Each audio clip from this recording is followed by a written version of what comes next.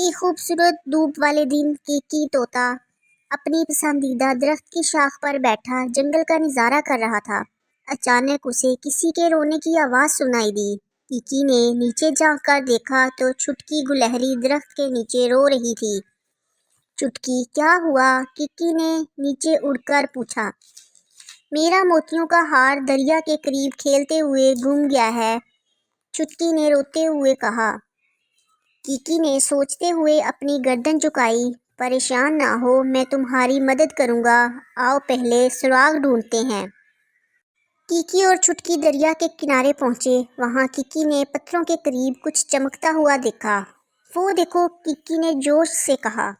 لیکن جب وہ قریب پہنچے تو پتہ چلا کہ وہ صرف ایک چمکتا ہوا کنکر تھا۔ کیکی نے کہا، چلو جھاڑیوں میں دیکھتے ہیں۔ کیکی نے اپنی تیز چونچ سے احتیاط سے پتے اور شاخوں کو ہٹایا۔ اچانک سے اسے ایک ہلکی سی کھنکتی ہوئی آواز سنائی دی۔ چٹکی، میرا خیال ہے ہم قریب ہیں۔ کچھ دیر مزید تلاش کے بعد کیکی نے آخرکار ایک شاخ پر الجھا ہوا موتیوں کا ہار دیکھا۔ یہ رہا، اس نے خوشی سے چہکتے ہوئے کہا اور ہار کو نرمی سے اپنی چونچ میں پکڑ لیا۔ چٹکی خوشی سے اچھلی۔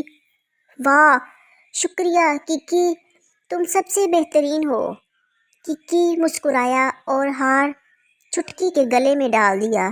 دوستوں کی مدد کرنا ہمیشہ خوشی کی بات ہے، اس نے فخر سے کہا۔ دونوں دوست دریا کے کنارے ہنسے اور خوشی منائی کہ ان کی ٹیم ورک سے مسئلہ حل ہو گیا۔